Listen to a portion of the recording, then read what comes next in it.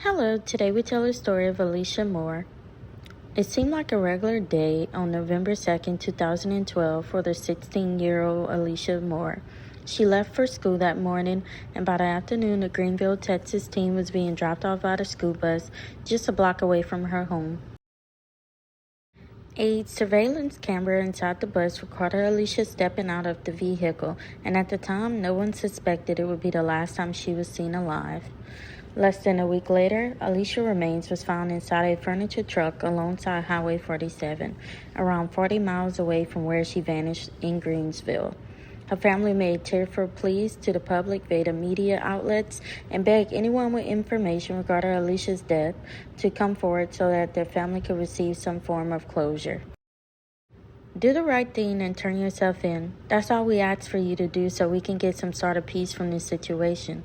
Jessica Bird, Alicia's aunt, told the Huffington Post at the time. Authorities kept details of the condition of Alicia's body private, but they did say that she suffered some form of trauma. During the investigation, detectives learned that just months before Alicia's body was recovered, her mother reported to police that 49-year-old Terry Dwayne Ramshire was sexually abusing her daughter. He was arrested and charged with sexual assault of a child and indecency with a child by sexual conduct. The Huffington Post reported that Ramshire was behind bars when Alicia Moore was murdered, but police were still investigating whether or not he may have been connected to the crime. Almost 6 months after her death, Alicia's 57-year-old great-uncle, Michael Moore, was taken into custody on charges of capital murder. His bail was set for $10 million.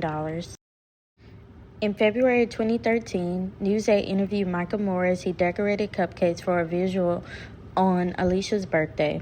"No one been caught yet," Michael Moore said at the time. "We're still waiting for answers, and that's really hard on us." 4 months after her death, with no suspect in custody, he said it was time to move on. "It hurts sometimes, but I'm over it now, and it's time to rejoice," Moore said. You got to get over it and move on." DNA found on Alicia's body matched that of her uncle's. He had attended her memorial service with the family and was described as being an intimate part of Alicia's life. Many family members are still not convinced that Moore had anything to do with Alicia's death, but a jury thought otherwise. In 2013, Moore was found guilty and sentenced to life in prison. "I love him, and I'm not the one to judge him," Bird said. "He'll have to deal with the man upstairs for that." In a jailhouse interview with KRLD, Moore denied that he had anything to do with his niece's death and claimed she was addicted to sex. I know some of these stories I read so calmly, but most of these stories have me fuming in the inside. Like, just reading that part really just pissed me off. My apologies about that, but back to regular program.